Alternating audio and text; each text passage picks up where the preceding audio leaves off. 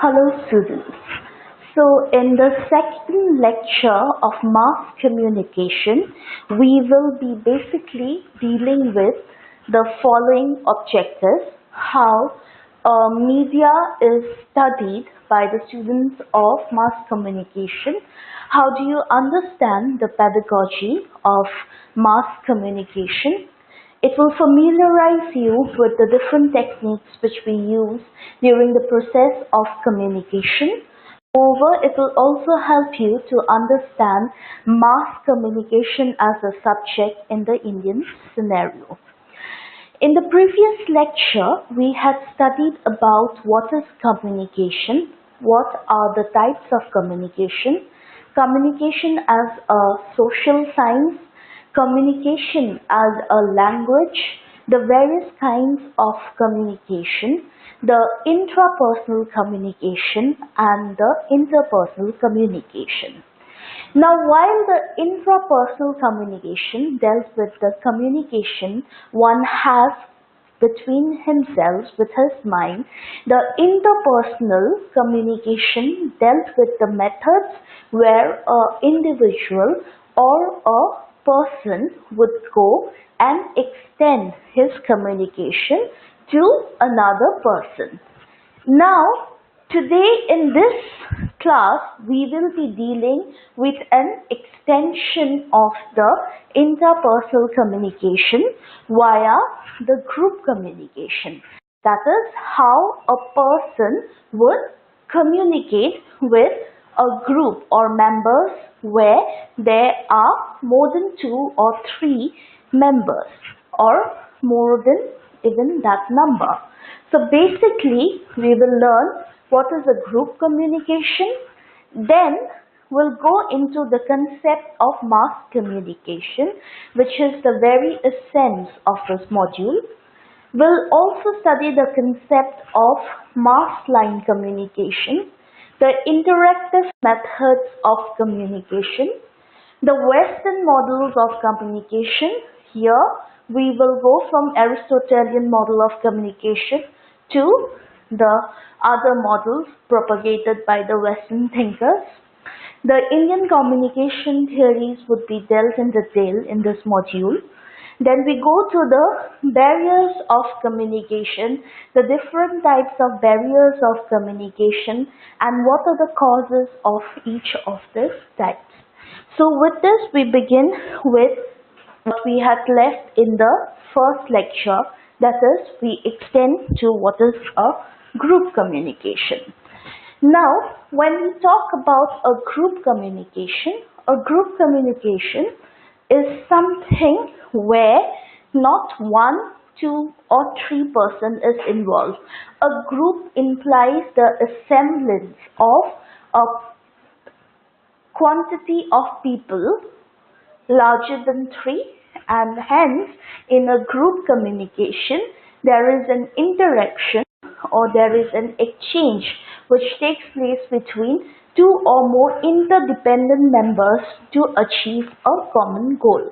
Now, the prime focus of assembling in a group is that a common cause has to be met with.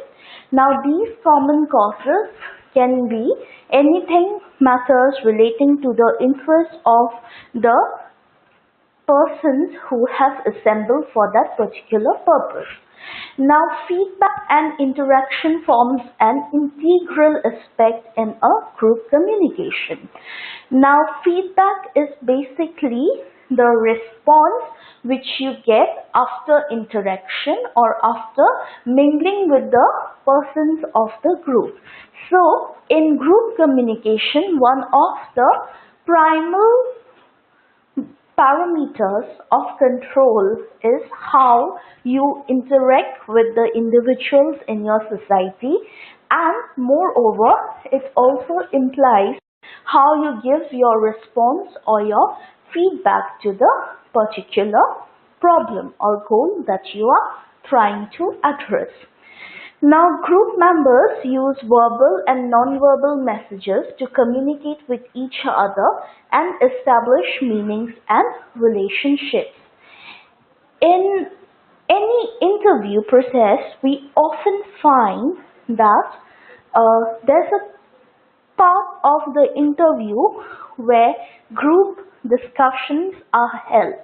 Now, what is the purpose of holding a group discussion or a group meeting is that given a topic, we tend to see how a person quips in with the ideas he's expected to contribute towards one common goal, or how the person creates a kind of synergy amongst the other persons to whom he is responding.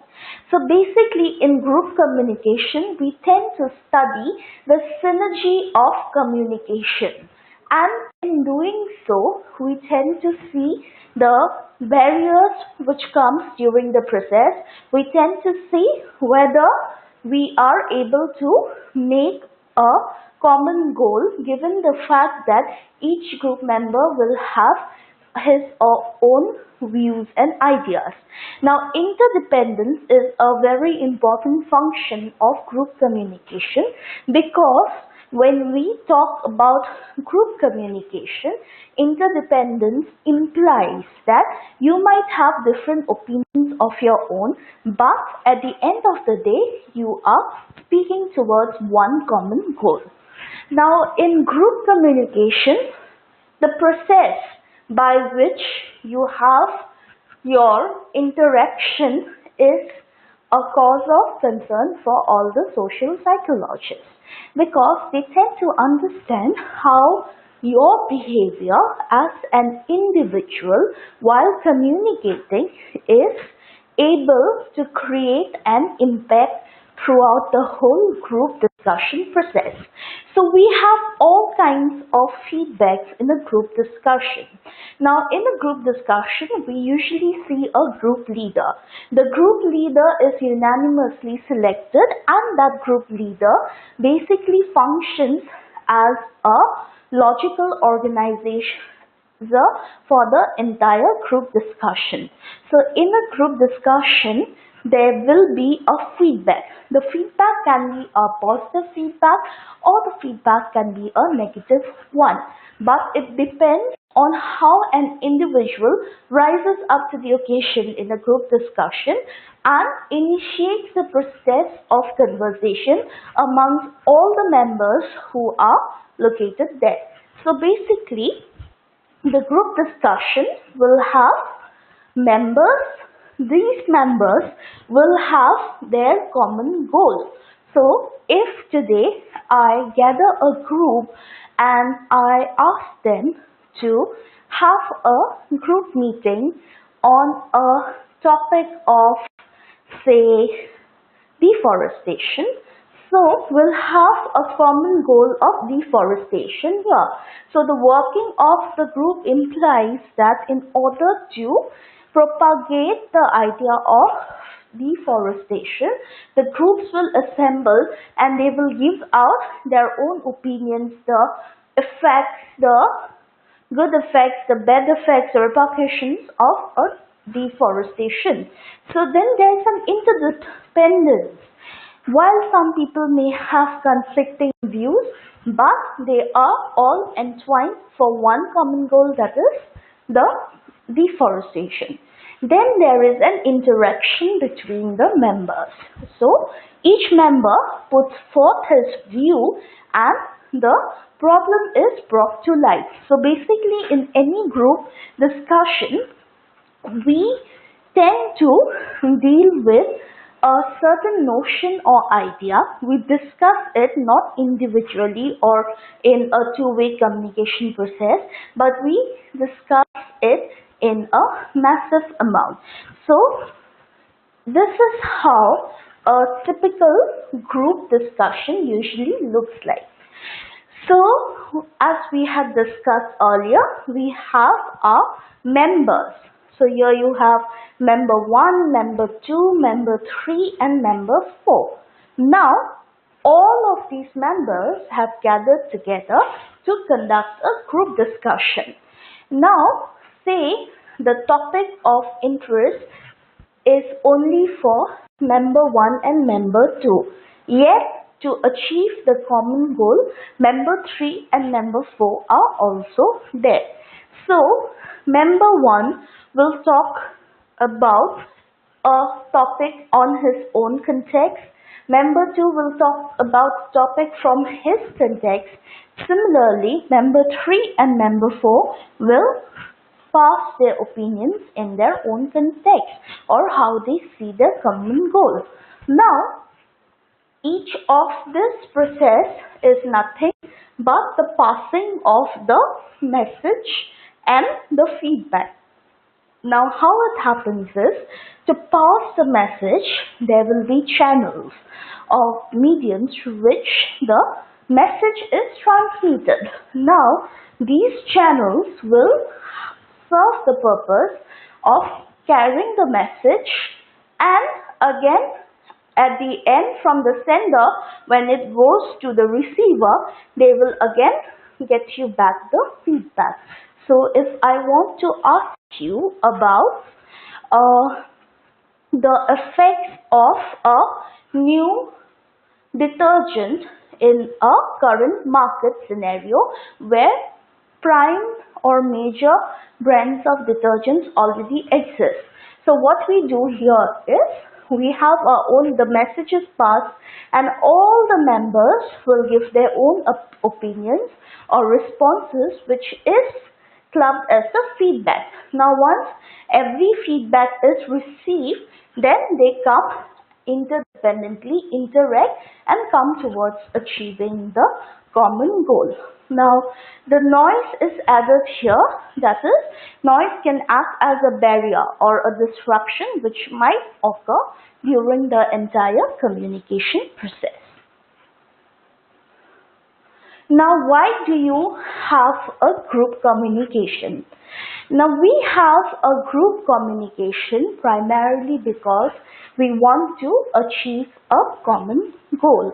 For example, if we are launching a product in the market, in order to find out whether the product will do well in the market or not, we need to have a group discussion. So we club people together, we assemble and we try to find out the strengths and weaknesses of the product that is being launched.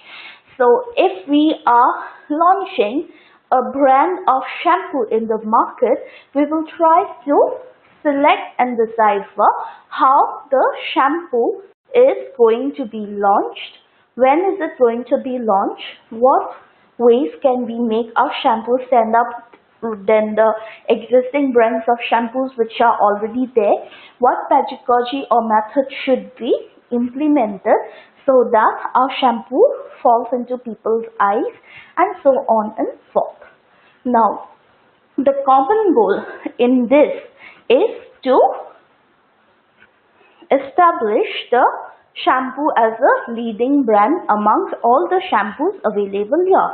So you might have members who might quip in and say that we need to have a colorful layout, colorful packaging so that it strikes the people's attention.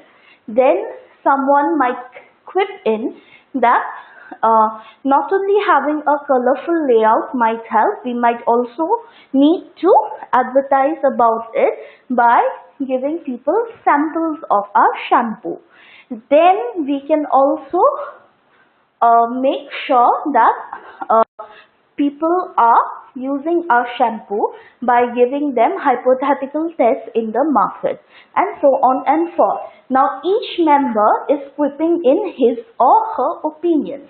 Now all these opinions might seem reflecting in nature, because if one is talking about how to earn and increase the revenue, the other might not directly talk about how to financially increase the revenue of the shampoo, but the other might talk about aesthetics, how you can aesthetically approve of the shampoo being accepted by everyone. Or someone might talk about the branding strategies which would go. Someone might talk about how quality control should be taken care of, and so on forth. So each person has his or her opinions, and if it's successfully communicated across the individuals who have assembled for the common goal of delivering a good shampoo in the market, then the function is met. Then we use group communication to face a common threat. Now, one of the factors of common threat in the society is the increasing rise of air pollution. So these days we get in newspapers and everywhere that the permissible limits of pollutants have seemingly increased in the current scenario of the city. So how do we thwart that thing? So what we do is, basically, it is not in our hands to take the entire pollution control measures ourselves, but we can do it on our own capacity through smaller mites. So what we do is, as a group, we can form a group, and in order to reduce air pollution, we can start the method of carpooling. That is, one car will drop 6 or 5 officers who goes and works in the same office or the same route.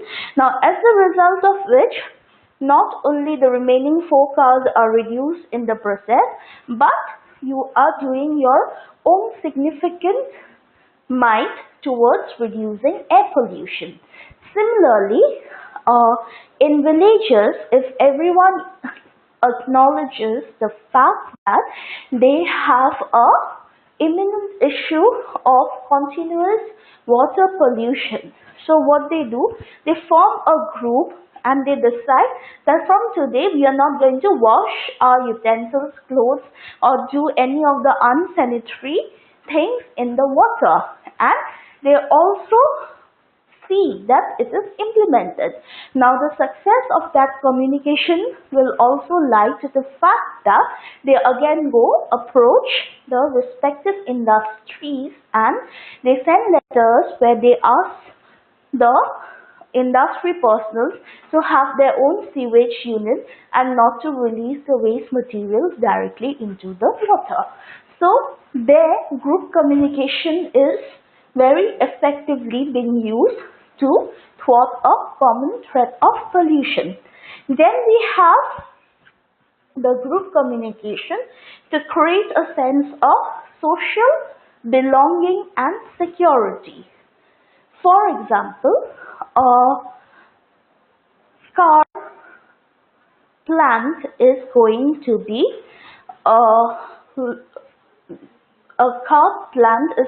be set up in a particular area or a tribal zone.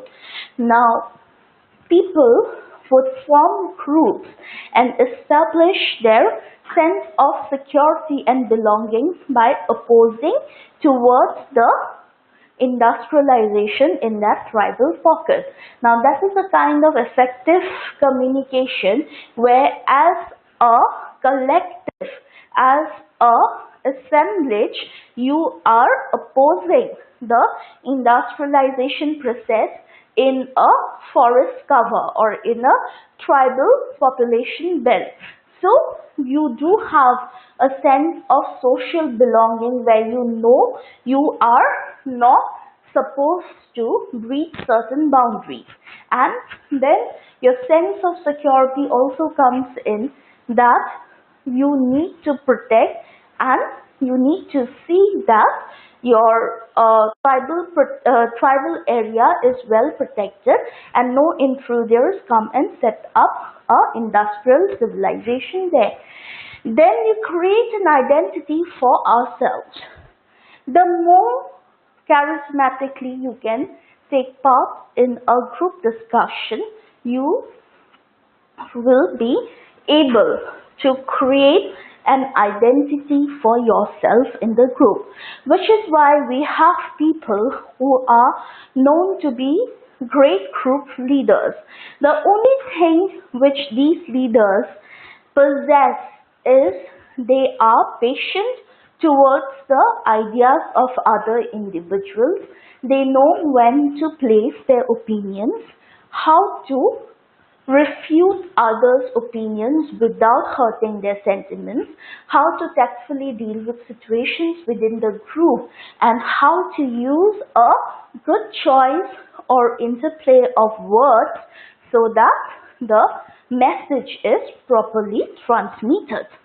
Now, what are the advantages of working in groups? Now, when we work in a group, the primary advantage we get is a group performance.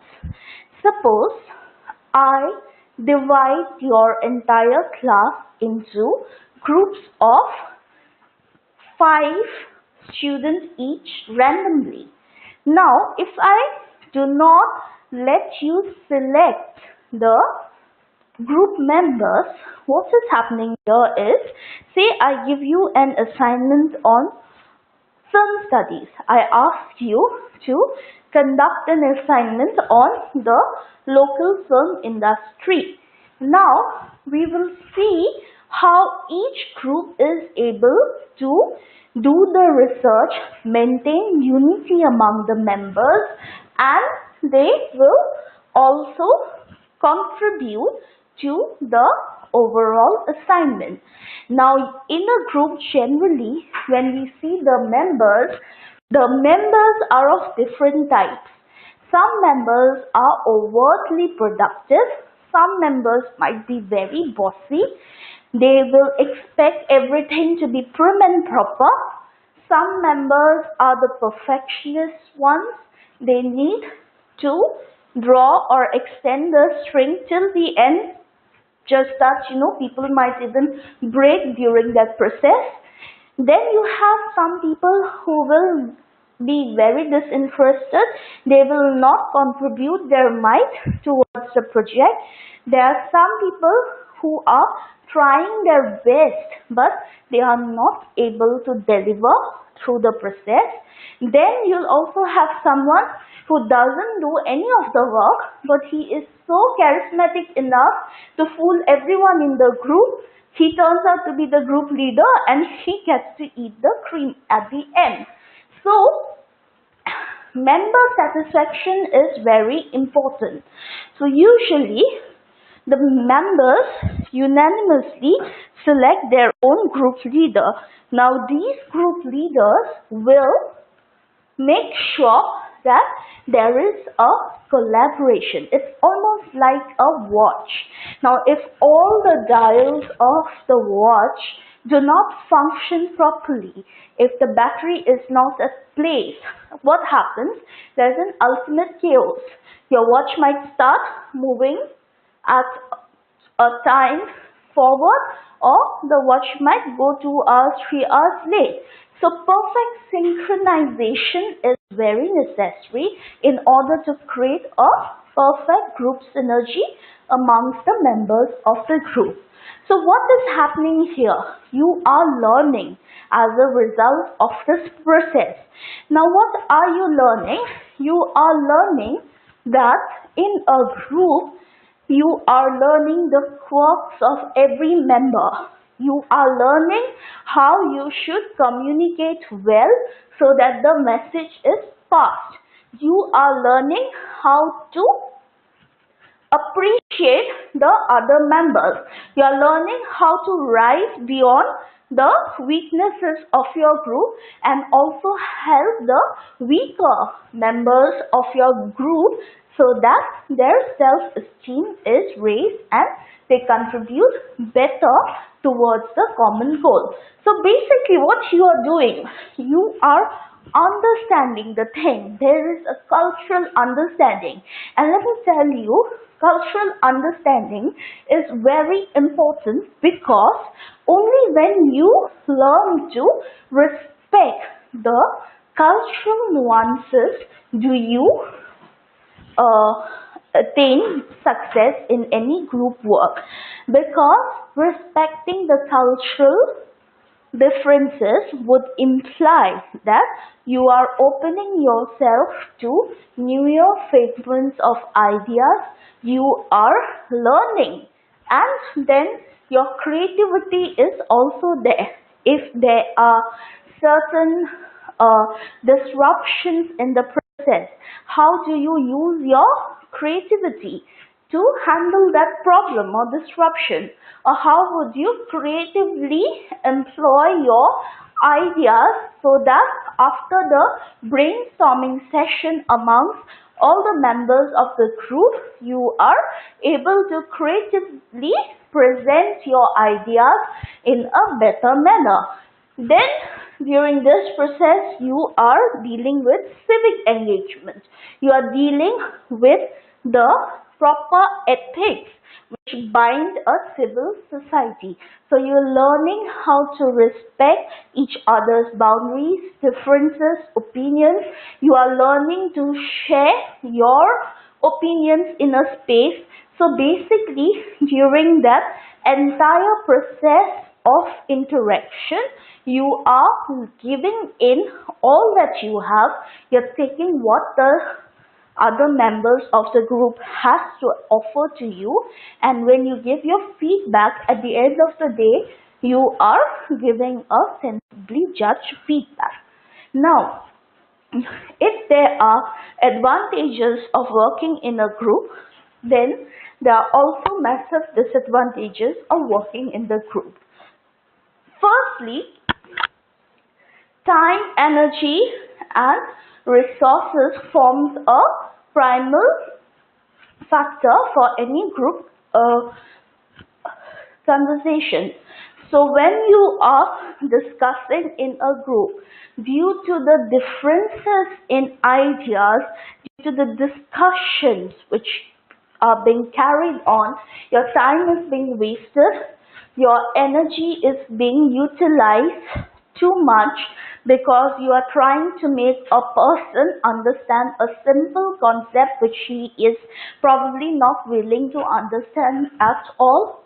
The resources are at also stake because here what is happening is you are utilizing your entire resource. For example, if you hire a room to conduct a group discussion, and at the end of the day, if nothing comes out of the group discussion, the entire time, energy, resources used, logistics used, all goes for a toss.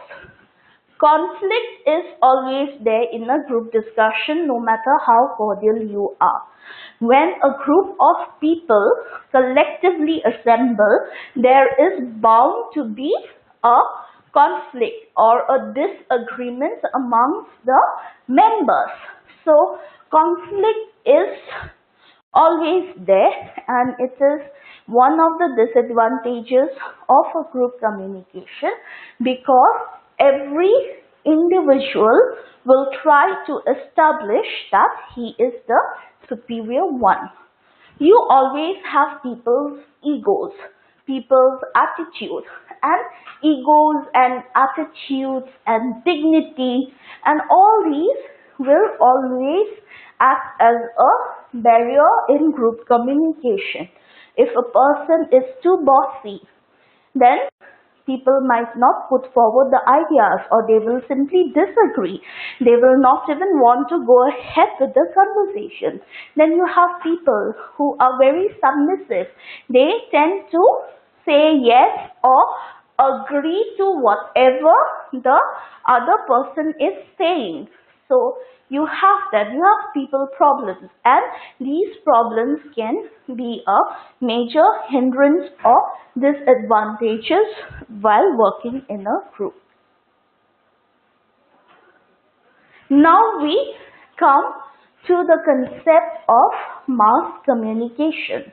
Now what is mass communication? Mass communication is the process by which media organizations produce and transmit messages to large public, and the process by which those messages are sought, used, understood, and influenced by the audience. So basically, mass implies a huge gathering. It's larger than a group. It is 10, 12, 13, 14, up to a zillion groups clubbed together. So the masses can be scattered. It is a huge gathering. It's like you are communicating a particular message to the entire community or the entire population. So mass communication is therefore the process whereby the media organization will produce. How do you produce the message? By sending journalists to find out the source of a particular message, by creating resource persons to have their opinion shared for a particular message, and so on and forth.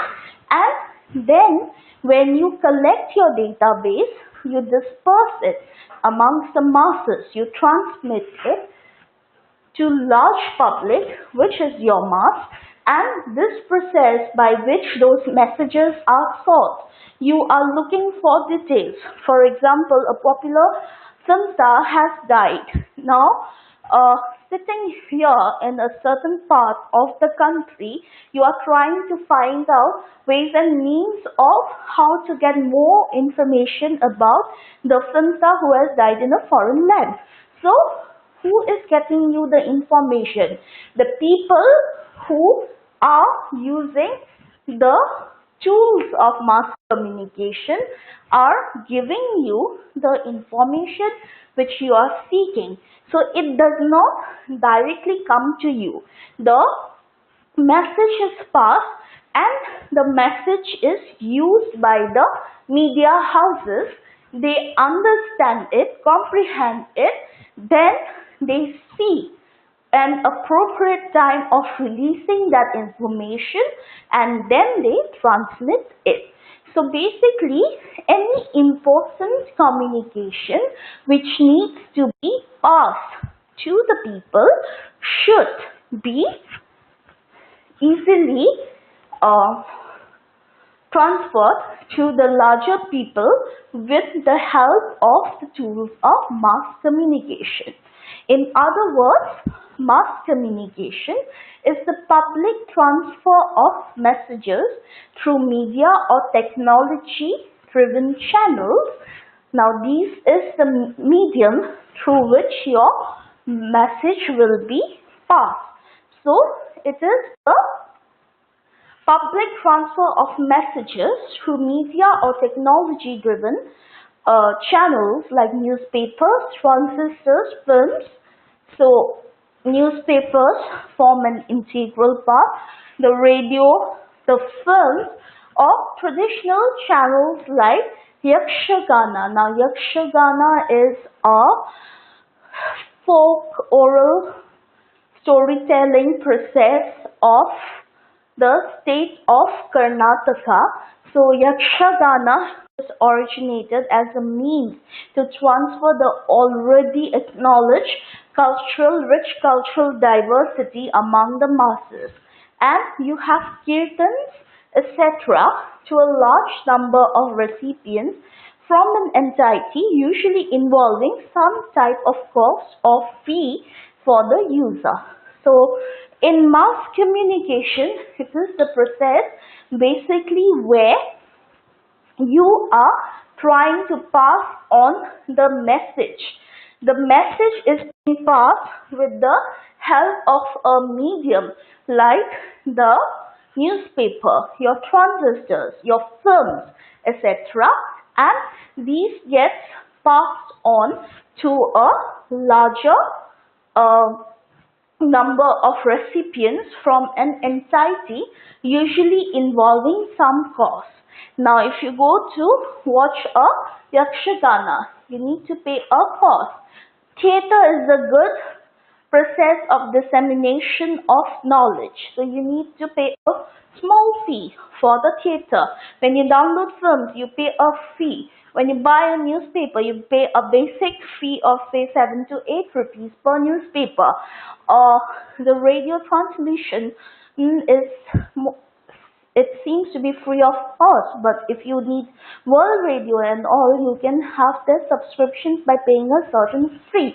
So similarly, we use these channels to transmit the ideas. Now, why is the fee being used? See, for advertising, we see that in newspapers, to get an idea floated, the newspaper will have different segments, and each segment where you want your ideas to be floated will have different uh, price attached to it. Now the price is attached because through the advertisement the newspaper agency is earning its revenue. So uh, when you are transferring your message, you are paying that small fee to the newspaper vendors, or you are paying some amount to get the whole newspaper, and so on. So when you are buying a news, for example, from a database, even then you are required to pay a certain fee. This is the reason, because you are investing your time, energy to get hold of certain information, and when you get hold of the information, when you propagate it to the masses, that is where mass communication is set to take place.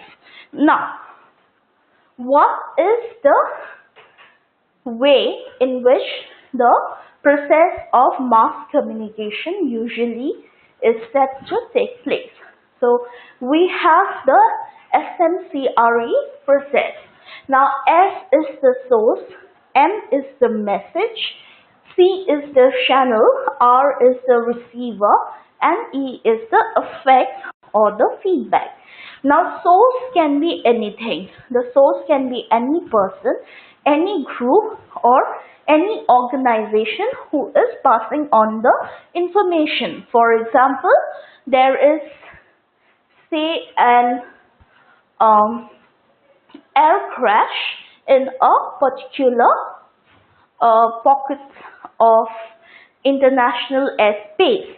Now, sitting in India, if you need to know about the site where the crash has taken place, you need to firstly get the information from people. So when you check, you will have someone reporting to you as a person or a group or as an organization at large that the air crash has indeed taken place. Now, how will you pass on the message? The message can be oral message. It can be transferred orally, where you speak out verbally about the contents of your message, or it can be a written message. You can hand out bulletins, you can hand out reports, you can hand out a statement. Now, channels. Now, how are you going to see how the news is passed? So you will use your mass media. Now in your mass media, you have your radio, television, the newspapers, all working at sync to facilitate the process of transfer of the message. Then you have the receiver. The receiver can be the grieving relatives of the person who's lost his life in the air crash. Now, the receiver can be any group of people or an organization, and so on. Now, feedback is what you get, the grievances in this case of an air crash, or a feedback, a positive feedback in cases of positive news and all. So, this is how the process of mass communication actually takes place. Now,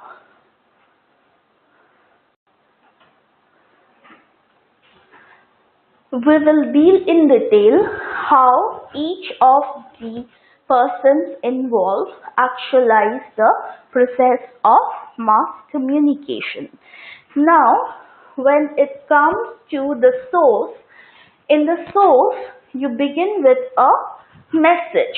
So, mass communication process begins with a specific source that has a message. For example, the ATC is saying that the flight has crashed in a certain pocket of, say, Azerbaijan. Now, you get the message. The source can be an individual, that is, the persons who are staying in the hamlets of Azerbaijan might tell you or inform the nearest authorities that he has seen a plane crashing at a space near his home in the open field. It can be an institution. The source can be an institution. The government institution might have their own air traffic control institutions which might monitor the crash.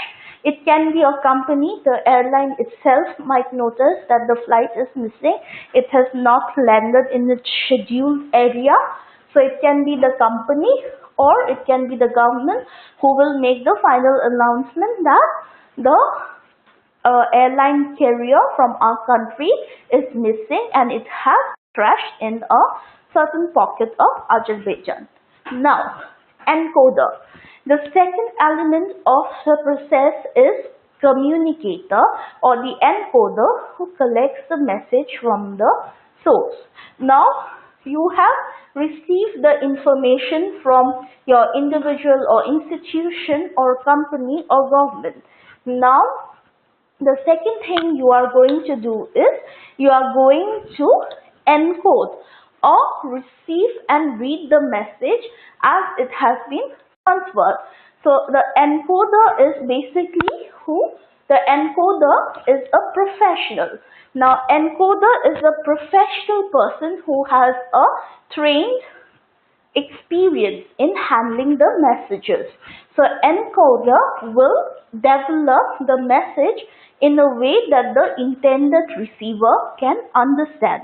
So if the message is passed through a code system where the flight has crashed, now the black box will send signals that it's not being able to locate it, and you see the data and then you come to know that your flight has crashed. Now what is happening is the professional will encode the message that we are not able to tally our information anywhere. The flight seems untraceable except for certain parts which have been strewn all across the country. Now, that person will develop the news. He will go inform the institution, the carrier, the company, and the government. Now, the communicator may be also a reporter, journalist, lyricist, scriptwriter, author, official spokesperson, and so on. So, the reporter will go and report that the crash has taken place. The journalist will arrive on site and see how the report which is given by the reporter that the crash has happened on site is there, has actually happened or not, and what are the repercussions of the air crash. Then in cases where you are trying to convert the air crash into a tragedy, the lyricist will make sure that the message is passed subtly via the melody of music. Similarly, if you want to write a script like when the Pan Am flight tragedy took place, then a film was made on it. We had a film called Nirja. Now what happened? The scriptwriter writes the script in such a way that the happenings during that entire flight process is duly passed to the public when they view it as the movie. The author will be a person who might write it as a story and pass it via the print medium to the masses. Then you have official spokesperson who will be entrusted with the authority of making statements during the entire process where the crash took place and so on. So these are the processes where the source and encoder does their function during the process of mass communication. Now, what is the message? Message is the actual information or news to be communicated to the audience. So, message here would be the fact that the flight has crashed. Out of the 260 passengers on board, probably only uh, 5 or 6 passengers have survived, the rest are not there. So you're giving the actual information and you're trying to pass on the information of the survivors and so on. Then the message may be a movie. So when the Pan Am flight had this major hijack episode, it was made into a movie. Then you have a novel which will record the events. Then a recovered song. So if you are trying to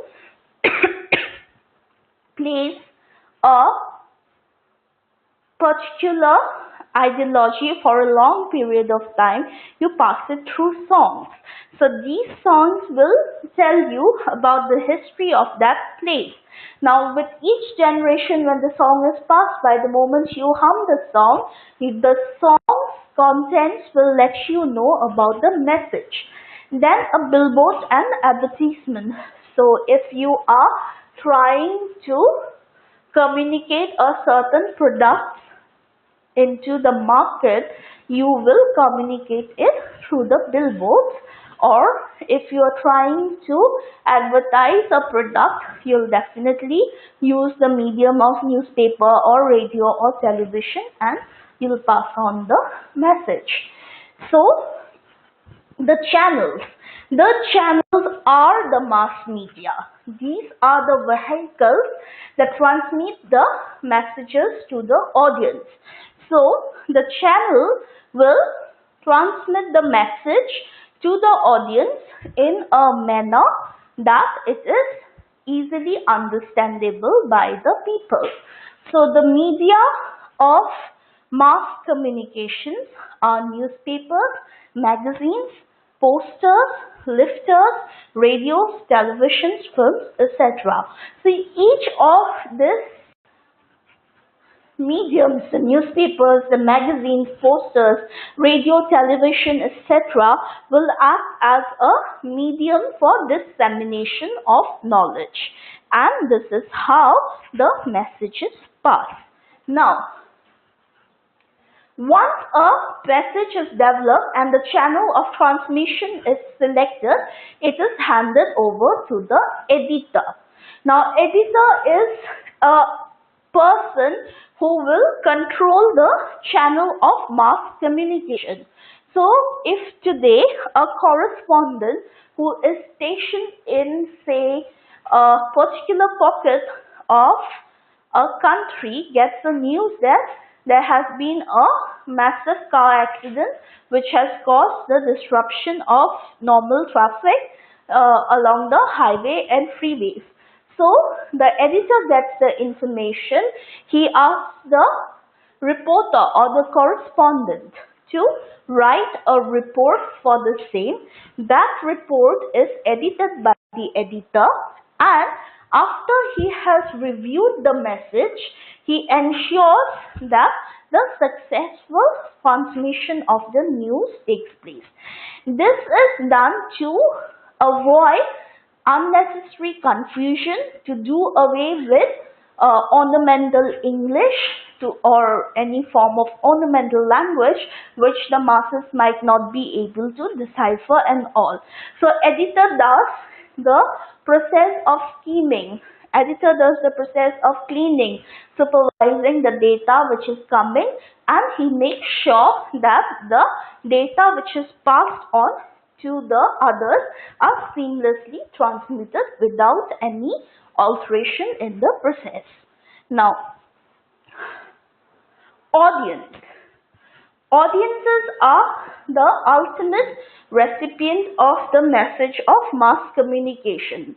Now, audience are the person who will give you the response or the feedback of the message that you have passed. So, audiences are large, diverse, heterogeneous in nature. The very purpose of selecting a mass medium to disseminate your knowledge is the reason that you are disseminating the knowledge database to a larger audience. So audience are large by nature, they can be diverse. When you're passing on a news, the audience's ranges can be different. Then they are heterogeneous in nature. Now audiences differ in relation to their education, how qualified your audience is will also depend on how you pass on the message to the audience. Then the age is very important. Gender plays an important role. The income, the profession, income and profession are important because they are interconnected. So if you are passing a news on the socio-economic disturbances or unrest that has been seen lately in the country, you will give the news in segregated segments which would interest the income groups of the country. Then the social status, the geographical location, religion, beliefs, values, opinions, all are taken care of during the selection of the audience. So some of the audience receive the message directly while others receive it indirectly. It is also seen that some audiences are attentive while some are inattentive. For example, there is a election coming by and the party agenda and everything needs to be transferred to the audience. So there are some group of audience who will gather in the field, listen to the lecture, and for the rest of us who cannot personally go and attend the lectures on those mass fields, what is the mass mediums, the tools for mass communication, that is the newspaper, the radio and television does the work for us. So they will depute reporters who will be there. Then this journalist might give us on-site reporting or they will give us in the form of a print report which we read it in the newspapers. So as a whole, the entire world comes to know about the process. Next, the feedback. In mass communication, feedback or reaction of the audience can occur in a number of ways. So, in mass communication, when you are having a feedback or reaction, the audiences can be very assertive, the audience can be very accepting, the audience can be very aggressive. Then the receivers can send their response either to the communicator or to the source of the information or to the editor, which is why in newspapers you have letters to the editor, or radio stations will have their phone numbers given, or they will ask people to write letters to them or send them mails and so on. So the site from where your message is being communicated will be received by the audience, and then from there they give their response or feedback. Then if the communicator gets the receiver's feedback, he sends it to the sources of information through another channel. This channel could be again your emails, your SMSs, your telephonic conversations, or you going in person and having a face-to-face dialogue and so on. In the same way, the editor can also send the receiver's response to the communicator by employing another medium. So the letters to the editor has come, the editor has simply done his job of passing the message in an appropriate structure. Now, if certain actions needs to be taken, what will be done is the editor will make sure that the message is transmitted through the other person by another medium. So the editor can directly pass it to the side from where the message has been communicated.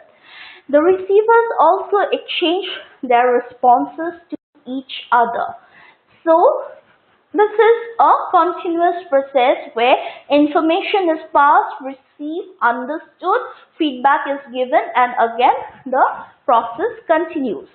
The feedback or reaction of the audiences depends on their learning, their experience, their ideologies and group affiliations.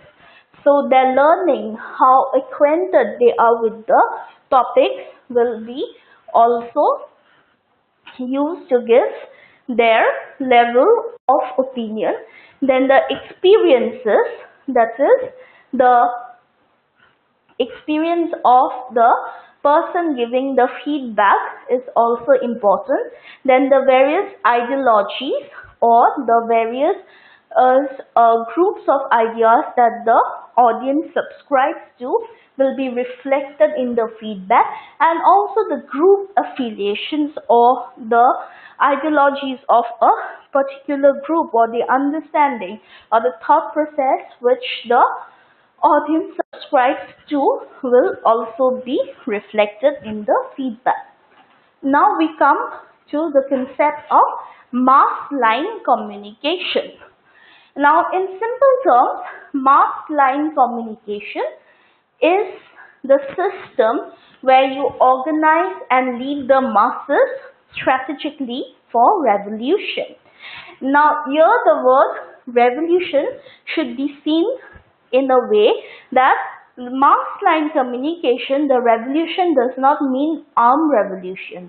It means revolution in the form of your thought process, in the form of your demonstrations, in your actions which are not violent in nature but which meet up a particular political ideology. So it was basically propagated by Mao Zedong during the Chinese Cultural Revolution. In India too, this mass line communication is seen when Mahatma Gandhi had employed a similar process during the Peasants' March. So when there was the Champaran incident or the Dandi March. So it's just how you collectively gather group of people to protest against some issues which are affecting you, and how you demonstrate strategically by the presence of your gathering or your mass communication about your opinions regarding the certain political ideologies. So now we come to another form of communication, which is the interactive communication. Now, interactive communication is a simultaneous or real-time exchange of information over a transmission medium, such as during a telephonic conversation, video conferencing, or internet relay session. So, it is a simultaneous or a continuous real-time exchange. It does not take place in the later mode. It is actually happening, and there is an exchange of information over the transmission, such as during a telephonic conversation, the video conferencing, or internet relay sessions. Now it is usually a two-way process. So you pass on the information, and that information is happening with you and with the other person. So the first uses the development of the rhetoric, that is how would you organize your speech, and then by using your social interface you transmit the message. So if you are trying to pass on an idea about a imminent thing which is bothering you, you might directly pick up your mode of speech in your mind. You'll make up your mental assemblance of the points you're about to speak. Use the social interface like your telephone or your SMS or something, and like your WhatsApp today. You're constantly getting a response to the message which you are sending. So all of these goes into your interactive communication. For example, you use the chat services in Facebook, in WhatsApp, in Tinder. Those are your internet relay sessions. So those will help you to get into an interactive communication process. Then video conferencing. If you are conducting a Skype session in uh, the United States of America and you want someone from China, so that person cannot conveniently go and use the immediate next flight and travel to America just because you want to have a conversation. So the video conferencing method via Skype, you connect in the real time zone and you facilitate the process of discussion. Now this is an illustration of how the interactive communication takes place. So now you have brochures, you have your pamphlets where the message is passed, then you, with the help of the internet, you have your various search engines, your social networks, and then how you are passing on the message and getting the feedback, again passing on the message, getting the feedback. So it's a continuous process of engaging two ways. Now, we come to the Western models of communication. Now, communication is an aspect which has been dealt with from the various civilizations that have existed time and again. Now, the Western model of communication. Now, most of the communications are the communication models which are used to explain the human communication process. So, due to cultural variations, the communication models of the West differed from their Eastern counterparts.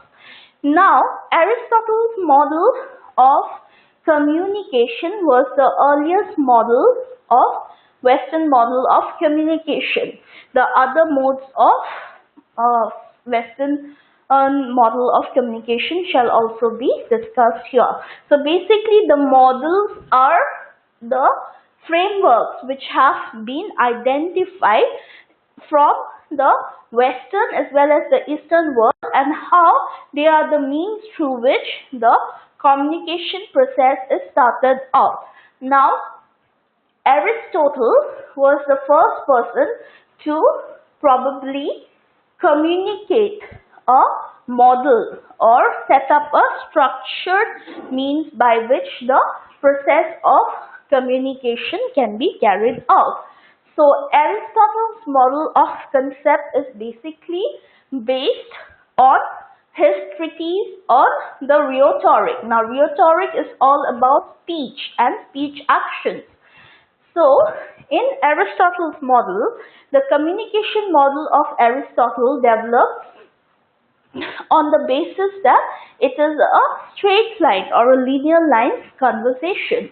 Now, it includes 5 elements of communication: the sender, the speech, the audience, the occasion, and the effect. So, in Aristotle's model of communication, the 5 elements of communication, that is the sender, the speech, the audience, the occasion, and the effect, are taken into consideration. The speaker speaks the words in a powerful deliberation capabilities and passes the speech to the audience. So in Aristotelian days, you had important thinkers who used to pass on their message to the audience. Now, there was no modern means of transmission. They didn't have newspapers as such. They didn't have any films or radio like we do today. So basically there was an assemblage, and in that assemblage there had one person who would be the speaker, and that speaker would pass out the important information. The speaker targeted the speech to whom it may concern, and what it causes in the mind is claimed as the effect. So they used to give very powerful speeches. That speech would create an indelible effect in the mind of the listener. Now, in Aristotle's speech, the speech would be a focused speech where it would have a targeted audience to elicit a necessary effect. The rhetorical communication efforts involve face-to-face interaction, which causes the receiver and the speaker to be present in the same time and space. So in rhetorical communication, there is the speaker who is face-to-face addressing the gathering, and the receiver or the audience understands the intention of it, and then the speaker is promoting it in the same place and time. So it's a direct form of transmission. So there is no indirect recording and relaying of the message. Whatever happens will be face to face on that real simultaneous time. So it's basically an interactive model of communication. Now we come to Laswell's model of communication. Now Laswell's model of communication will have the who, what, whom, channel and effect. So who will be your communicator, then says what is your message, in which channel will be your medium, to whom it is addressed, it is addressed to the receiver, and with what effect is the effect or the response or feedback you will get from the receiver. So Laswell's model of communication was developed in 1948. Now Laswell's model of communication is also known as the action model of communication or the linear model of communication. Now Laswell's model of communication suggests that the message flow in a multicultural society occurs with a multiple audience. So the flow of message is through various components. So your message is usually passed through a multicultural society where you will have people with different multiple cultural orientation, and hence your audiences will be multiple. So basically in this process there are these 5 components. That is, the control analysis helps the sender to have all the power. What message the sender wants to send, all the powers are invested on him. What he wants to communicate, his power is through what he is trying to communicate. Then you have content analysis. Now content analysis is associated to stereotyping and representing of different groups politically. So it is also related to the purpose or the ulterior motive of the message. Then you have media analysis. Now media analysis would represent which medium should be used to have the maximum power against the receiver. So if you are passing on a news, in media analysis we will see, according to the Laswell model, that we are using the medium which will have the massive impact. So if you are using a FM station, probably persons who are driving at that point might not be able to watch the television. So according to the Laswell model, you choose the model which you deem perfect. So probably you might just use the FM station. Now audience analysis shows who are the target population to be manipulated or brainwashed. So basically when you pass on a message, you are passing on an idea. That idea will be used to manipulate or brainwash certain person's thought process. That person would be none other than your audience. Then you have effect analysis. Now, effect analysis is already done before the process starts. Why? Because you are already choosing the medium to have a powerful impact. You are choosing your audience, you're choosing the dummies or your scapegoats whom you think can have a massive impact if you pass the message in a effective manner.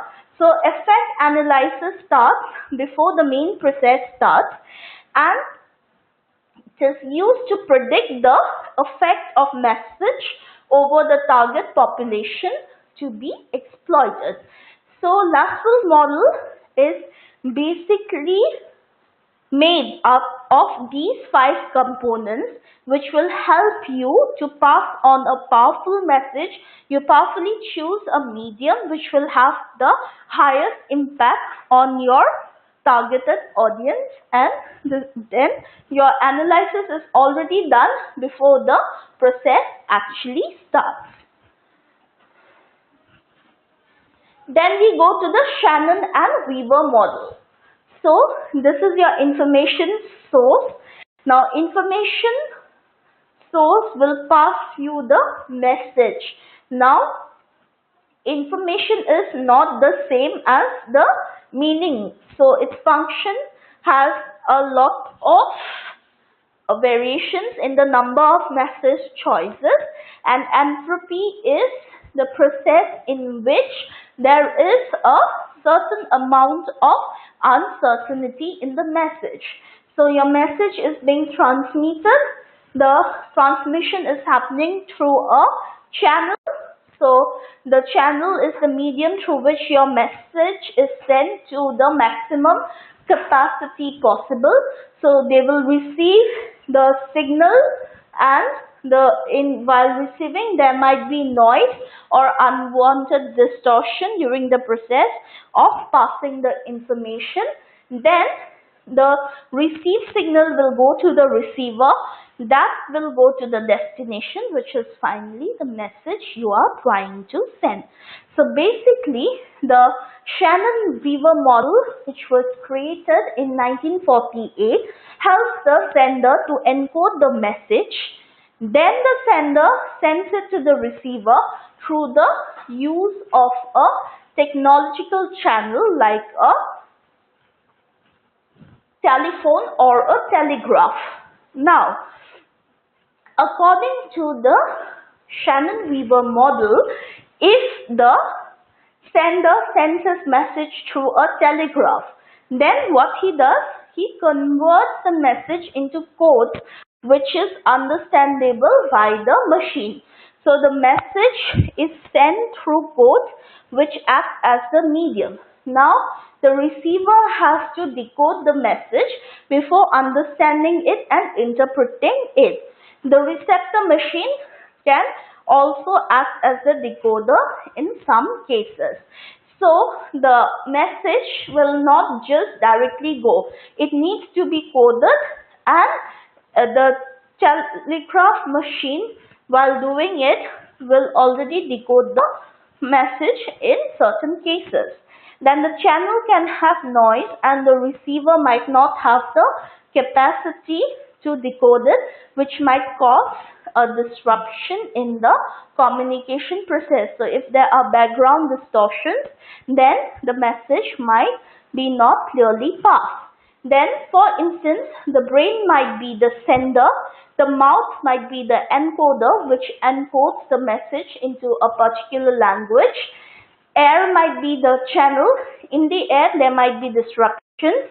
Then another person's ear, where you're calling at the other end, could be the receptor, and his brain might be the decoder and the receiver. So the noise present in his environment disturbs them, and his response and feedback is manipulated thereon.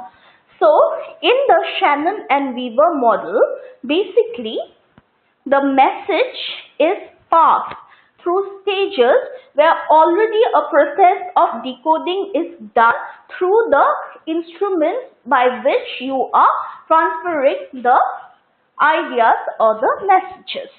Now, this is the Osgood and Schramm circular model. This is the only circular model you'll find, and this is not like your normal traditional message. So it goes with the message, the encoder, interpreter and decoder is there. The message is passed, the decoder, interpreter and encoder is there. Now what exactly happens? This model actually breaks the sender and receiver model. It sees communication in a particular and practical way, unlike the traditional models. So what is happening here is, it can happen without a self or two people, and each person acts as both the sender and the interpreter, and hence the interpretation.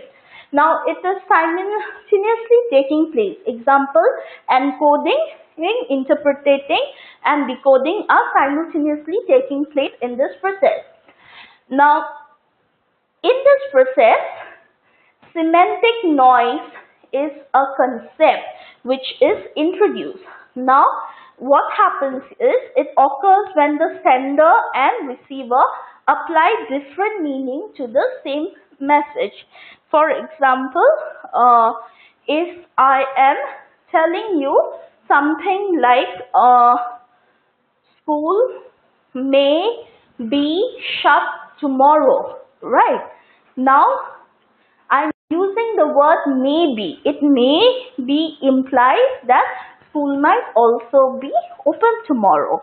Now the receiver will apply a different meaning. He'll completely outgo the maybe and say that school is completely shut tomorrow.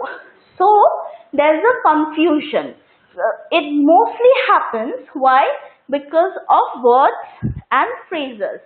So for example, when you're using certain technical language or you use certain phrases, you tend to deviate from the actual meaning of communication. So this is your Schramm model, where the interpretation which happens during the process of sending the message and receiving the message will be simultaneous, which will cause a disruption in your total message flow. So in this process, the encoding, interpreting and decoding takes place all at once. Then we come to the Indian models of communication. Now,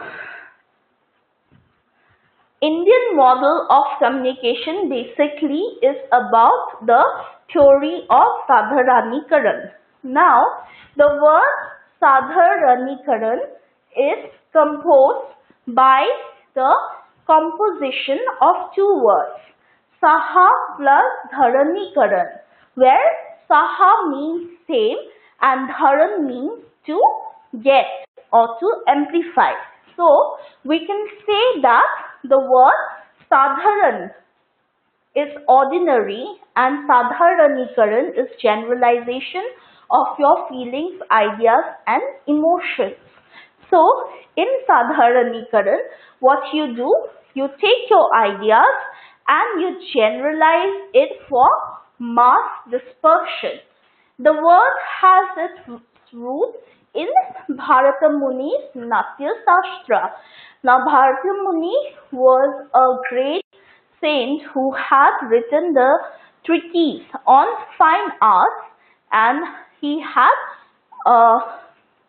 written it not on fine arts, on performing arts, and that treatise is known as Natya Shastra. Now in Natya Shastra, Bharata Muni describes Sadharanikaran as that point in the climax of a drama when the audience becomes one with the actor, who lives an experience through his or her acting on stage and starts simultaneously reliving the same experience. So Sadharanikaran means the ideas which you propagate and it comes to one. For example, in Western psychology, we have this concept of mirror neurons. So when you are watching your movie, what is happening is you are watching it, but unconsciously your neurons are mirroring it, or it is trying to place itself in the same situation that it is being showcasing. So what happens in, according to Bharata Muni in Natya Shastra, he used the concept where when you are seeing a drama, you are actually getting so involved into the process that whatever the message is being passed on you gets stuck in your psyche in such a way that you start inhibiting the same situation, you start inhibiting the same symptoms. So you act subconsciously in a way that you yourself are going through the situation that is being showcased there. So this is the Indian model of communication, where in the process of Sadharanikaran, you become one with the actor. So if the actor starts crying, so even you go through that same sense of karuna or despair and you start crying, you feel that your mind is filled with sorrow. It affects you. If you see a mythological movie, you tend to connect yourself with the divinity and you feel that the divine force is acting on you.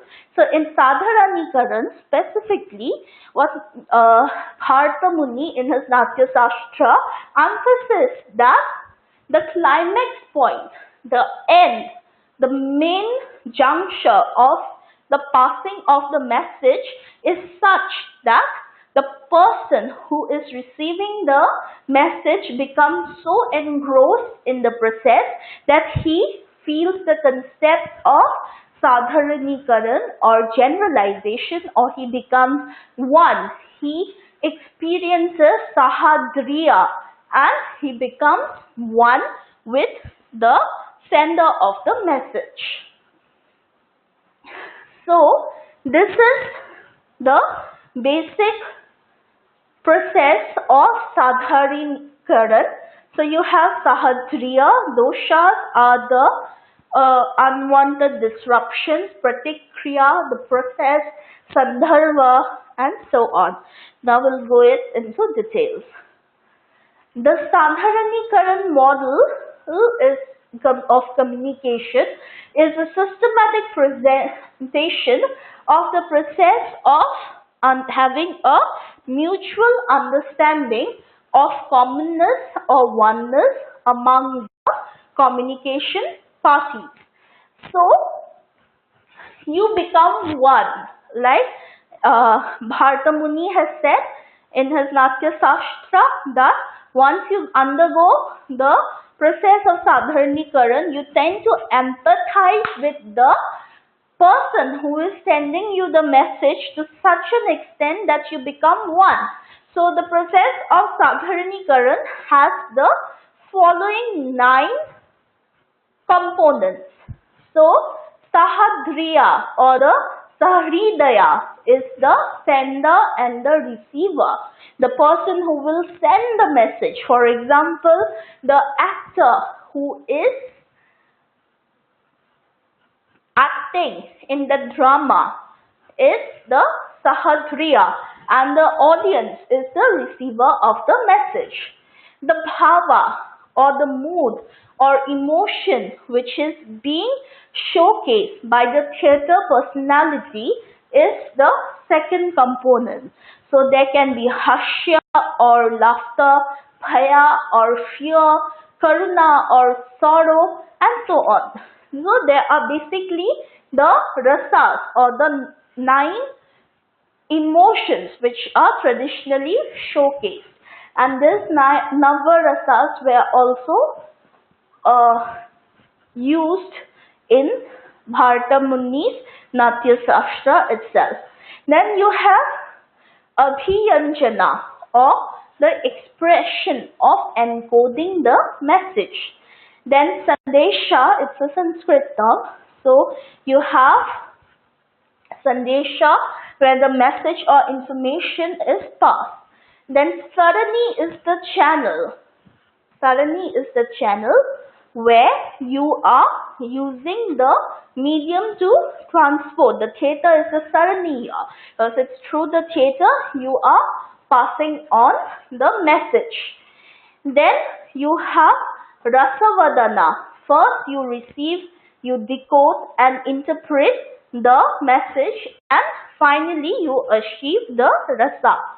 Now then you have the doshas or the noises, and you have sandarbha or the context, and pratikriya or process of feedback. So because it is a Sanskrit process which has been used, let's take the example of a particular Sanskrit play. Say we take the example of Girish Karnad, who is a very popular writer of Kannada literature, who writes with themes of Sanskrit undertones.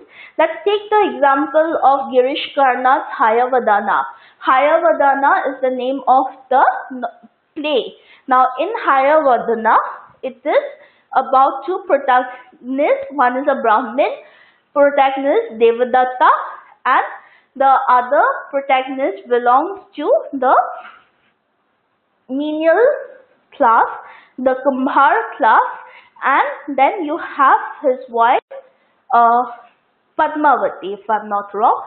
So what is happening here? The message, the sender and the receiver is such that Devadatta is sending, say, love letters to his wife and his would-be wife, and the messenger, let's name him as K, is the messenger who will be the channel or the sarani, and you are an audience who is also viewing it. So the viewer of the play will also be the sarani. The play itself will be the sarani, and the sandesha or the information that is going to be passed through the play is being sent to the audience by saying that this is the play where we talk about a Brahmin man and a Dalit man, and how the wife of the Brahmin falls in love with the Dalit, and she longs to have a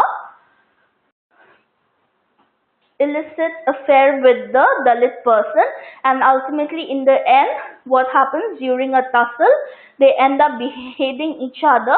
Then goddess Kali gets disturbed. These are the doshas or noises, and goddess Kali gets disturbed, and goddess Kali will confer a power to the wife that she can place the head of the beheaded Brahmin and the Dalit, and then they'll come back to life. So in a hurry, the wife puts the head of the Brahmin into the head of the Dalit, and likewise for the Dalit, he puts the head of the Brahmin. So after the interchange, they begin by having a total degradation of their body parts. Then there is a mix-up where again in a second fight they end up exchanging the heads, where the woman finds no option and she ends up putting the head of a horse. Now that is the gist of Hayavadana. Now that is being passed through you through the various avigyana or expressions, and you are trying to understand it through this process. Now in it you will have your bhavas or the emotions which you go through while trying to decipher about what is. So you might have confusion, you might have awe, you might have disgust given the scenario, and there will be doshas or noise or frequent interruptions, and this is how you will complete the process of Sadharinikaran, where the pratikriya, or at the end you give your feedback whether you like it or whether it is way too mythical for you or whether you cannot comprehend it at all. So this is how the process of Sadharanikaran takes place. Now, the process of Sadharanikaran also consists of communicating with the parties. So, as a technical term, the word will refer to people with the capacity to send and receive the message. So, you are choosing the audience, and these people will have the capacity to perform the play as well as watch the play. The Sahadriya or the sender simply is the one who will send the message with bhavas in his mind, and he is the initiator of the process. The Sahadriya or the sender has to pass the process of Abhiyanjana for expressing those bhavas. Then there are 4 levels of bhavas, which are Para, the unconscious mind, Pashyanti, or the conscious mind, then Madhyama, it is at the level of presentation to the external mind, and Vaikahari is the word spoken out by the sender in a perceivable form during the play. Now it is the Sahadriya or the receiver with whom the bhavas are to be shared through the play. Now he or she has to pass the essence or the Rasavadana. Now Rasavadana are of 4 levels like the bhavas. They are Shravana, Mana, Nidhyasana and Shakshatara. Now during this process, there are many obstacles. So these obstacles are known as the doshas, and the message should be contextual, that is, in which context it is created or given. And then there is the feedback or the process where you get the response. So that process of feedback is known as the pratikriya. Now we come to the next process, which is called the barriers of communication. Now, what is a barrier? In Indian theory, we have learned about the concept of dosha. Now, dosha is a barrier. Or in Western concepts, we have learned the concept of noise. So, noise is a kind of barrier. But these are just the tip of the iceberg. Now, barriers are the disruptions which occur in a normal communication process. So there are different kinds of barriers. The first is a physical environmental barrier. Then you have barrier caused by the choice of the wrong medium.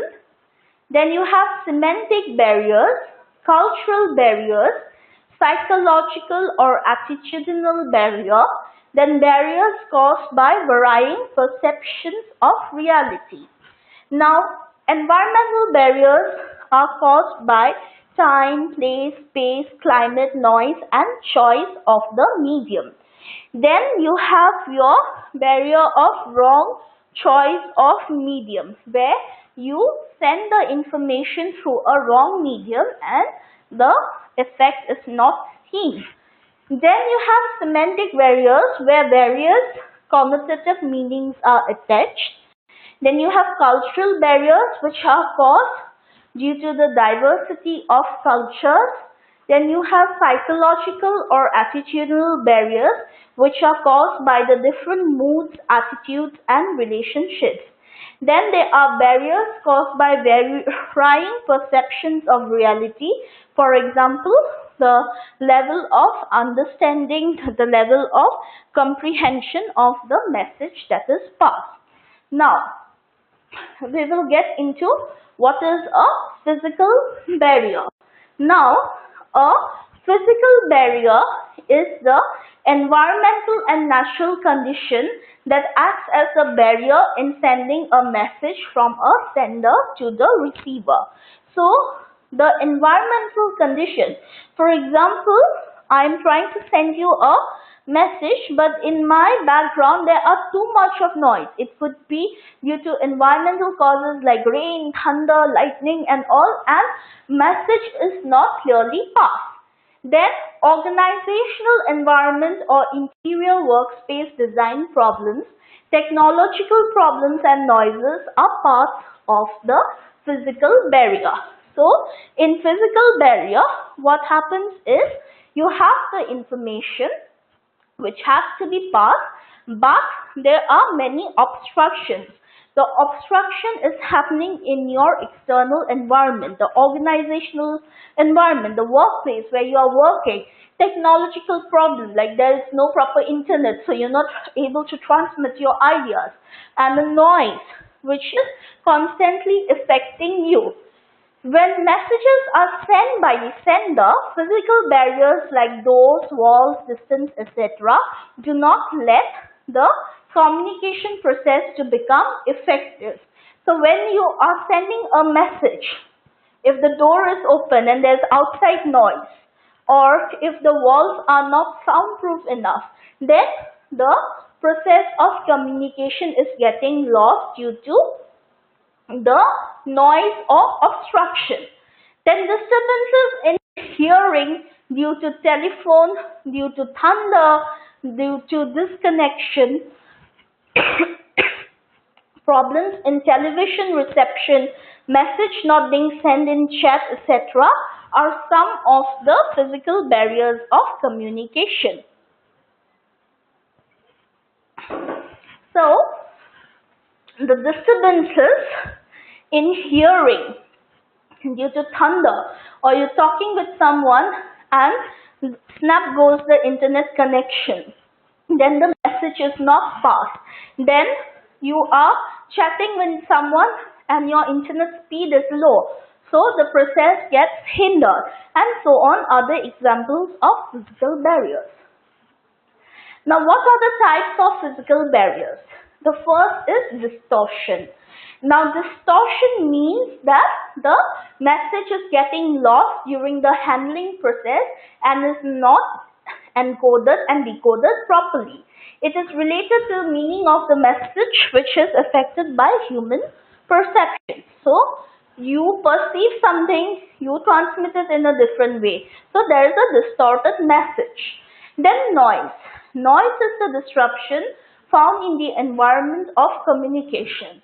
Now, it interrupts the communication process and it acts like a barrier because it makes the process of understanding the message less accurate, less productive and very unclear.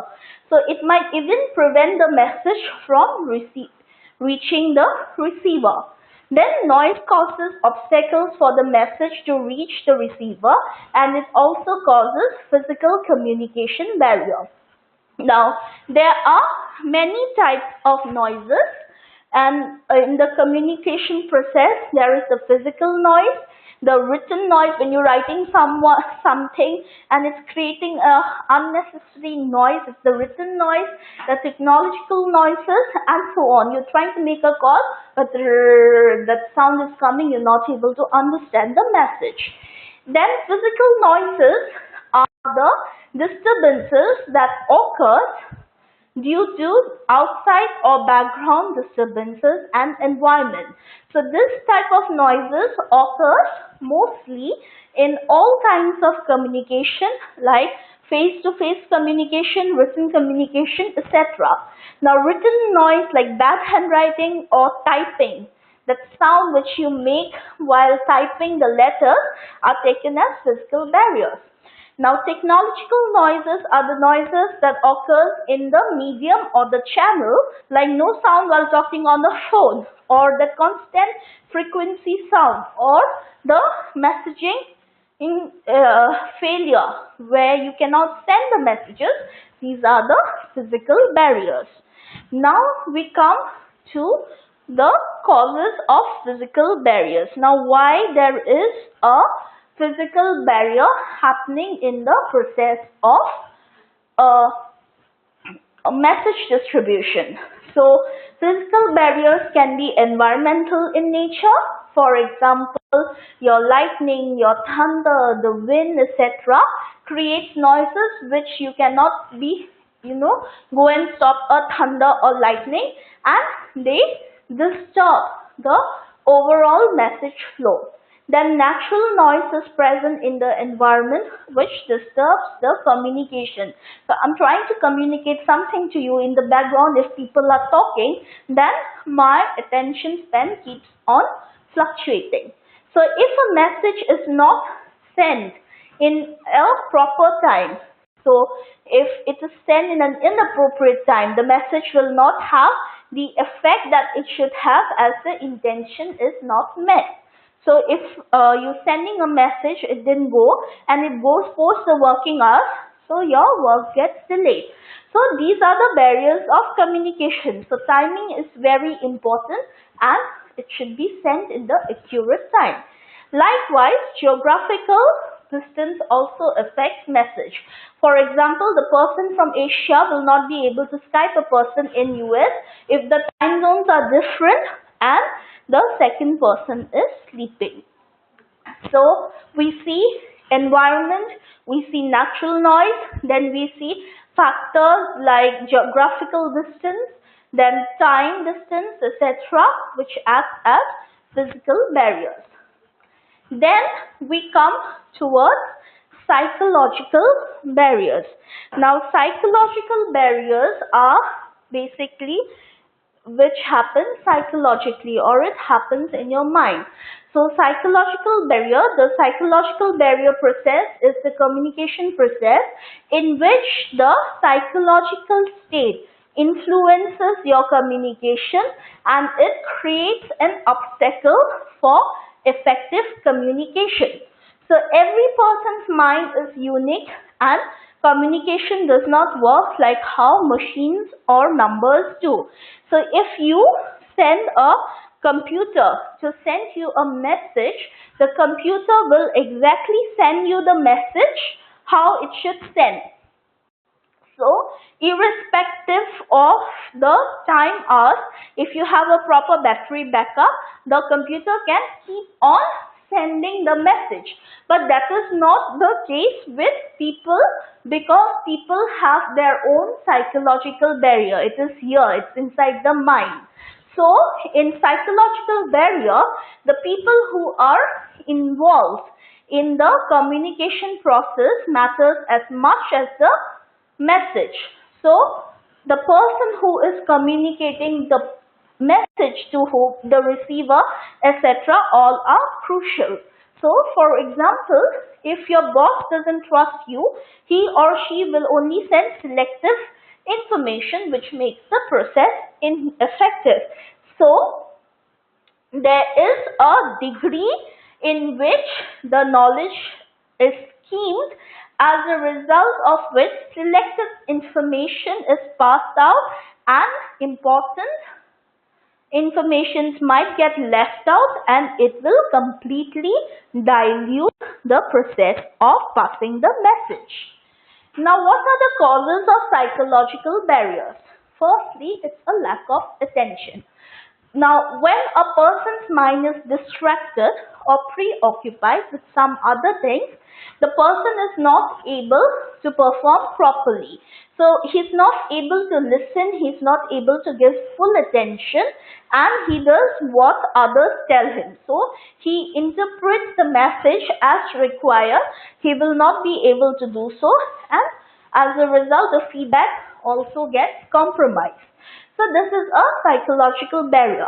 Now, as a result, the communication will face problems and it will become ineffective. Then, for example, a person who has had a tragic experience, he does not want to listen to other people giving him advices, and the person might be preoccupied with his own problems, which might affect both his personal and professional life. Then poor retention. Now what is retention? Retention is basically the capacity of the memory of the brain where the information is stored and they are retrieved whenever necessary.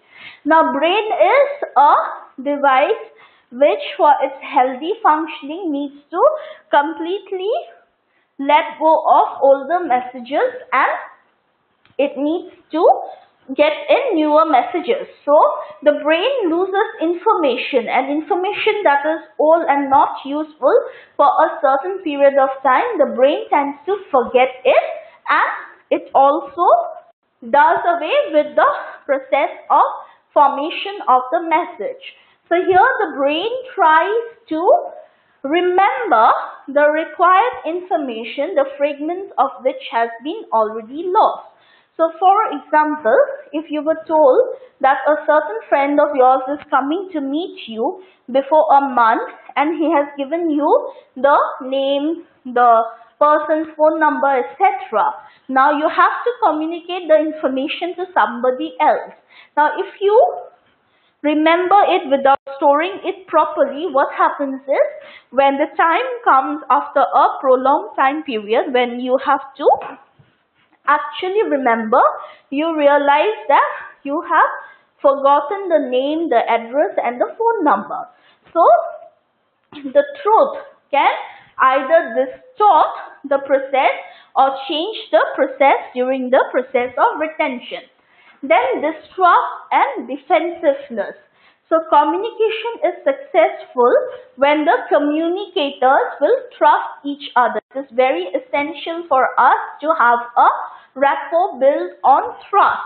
So lack of trust will imply that we will have a negative meaning to the message and we might tend to ignore the message. So for example, when a person tries to force his or her own ideas and opinions and the receiver does not listen to it, then there is a breach in the communication process.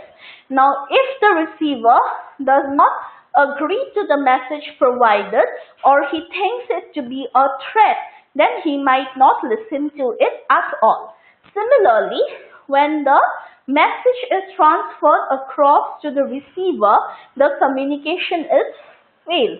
For example, if you do not trust a friend of yours, you will only give him details of your personal life which you think is harmless. So you will not give extra details or details which you think that the person can manipulate. Then perception, viewpoint, attitudes and opinions. So perception is nothing but the mindset which people have by which they judge, understand and interpret everything. So every person will have his or her own perception based on which he will form his mental and sensory experiences. Likewise, viewpoint is the mindset by which you approach the world. Now the sender might have a particular viewpoint that might not be well received by the receiver. The sender does not explain the viewpoint, but he takes for granted that his viewpoint will be understood. So what happens as a result? The message is not understood by the receiver as it should have been understood, and hence there is a barrier in communication. Now attitude is the way in which we establish how we feel and think about things, which causes again a psychological barrier. For example, a person takes females to be weak, which is just his perception. So he tells someone what he thinks, and there might be someone who might not agree to it. So this causes a misunderstanding between the two. So everything they communicate after this becomes unsuccessful because of the conflicting viewpoints and attitudes. Now, another cause of psychological barrier is your emotions. Now, if I am not in a good mood today, it will be very difficult for you to come and talk to me and vice versa. So a preoccupied mind is not good for communicating. You cannot be absent-minded. For example, when a person is very angry, he or she might say things which they might regret later.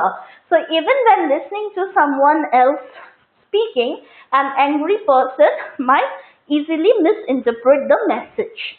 Then there is emotions like fear, nervousness, confusion, mistrust, jealousy affect the communication process. For example, a person having extreme moods of happiness will laugh at anything that is said to him or her. Then after a point, that same person might be upset, saying, why did he tell me so? So emotions are also an important psychological barrier. Then we have cultural barriers.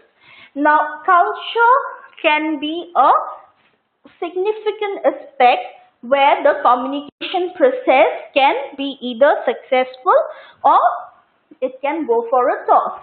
So some cultures are very open-minded and supportive of input from employees, and it's a two-way communication process. But then again, we have cultures which are conservative and they have their own rigid ideologies and stances. So one cultures are more top-down, leaders convey messages but don't seek output from staff or even customers. So in certain organizations you see that the boss is the one and all. He will not look into the grievances of the employees even if that implies that it is not encouraging a healthy exchange of communication. Then culture can also represent a barrier of communication when it keeps communication from happening, or when employees communicate the information and input they feel they are expected to communicate and not what they believe in communicating. Language barriers form an integral part of any obstruction in the communication process. So the inability to communicate using a language is known as a language barrier of communication. So differences in language is one of the factors which causes the barriers. So two people speaking different languages might not understand each other, hence there might be a barrier in communication. So say an Indian wants to order a glass of milk in Malaysia. Now in Malaysia, milk is called susu. Now in the Indian context, it means that someone wants to go and pee. So there's a miscommunication which is happening. So the Indians might get offended and the Malaysians might simply not understand what the Indian is trying to convey. Then the accents and dialects are also important barriers because people belonging to different places have their own tone or diction. So if a letter M should be pronounced as M in English, and because of the accent and dialect, if a South Indian person pronounces that M as yem, the entire process is lost and it acts as a linguistic barrier of communication.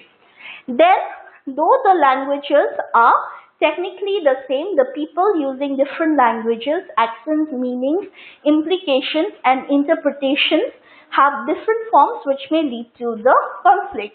Then when you use jargons, like if I use the term BP, now BP implies blood pressure. Someone might not understand what BP is. Or if I want something very quickly, if I don't say hurry up and if I say I want it stat.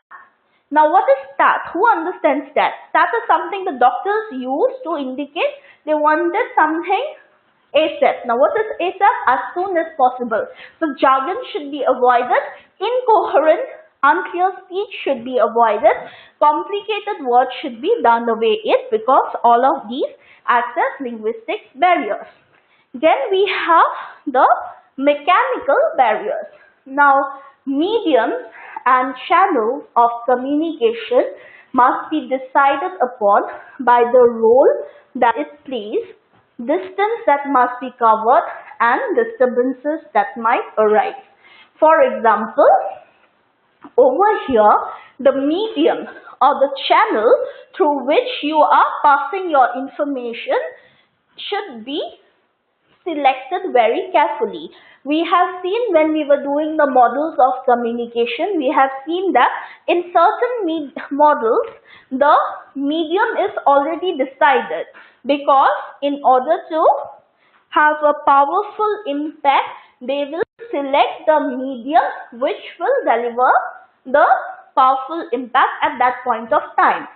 So the role the medium plays, the distance that must be covered, like two different time zones, you need to understand which medium would suit which needs. Then disturbances or the hindrances which might arise should be taken into consideration.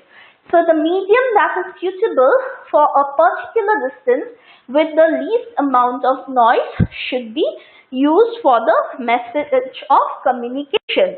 For example, if you are trying to communicate with a person through Skype, you should use the headphones so that when the outside noise is totally cut off and you can concentrate clearly what the person is trying to speak, and you can have a streamlined flow. Or if, for example, I'm trying to deliver a lecture, I should do it in a closed classroom so that the outside sounds do not cause any hindrance. Then, if not, the medium itself acts as a communication barrier and disrupts the communication flow. For example, a telephonic interview is being created. What if your phone dies? Or if there is no balance in your phone, there is a technical snag which happens, right? So either the call might get disconnected, or if there's network disruptions, then what happens? You're not able to hear the other person clearly. So these would then again act as a barrier. Now, every kind of medium has one or the other defects and disadvantages over the other. If you are using Skype to communicate, it will also have its disadvantages, because if your network fails, then there's no point communicating.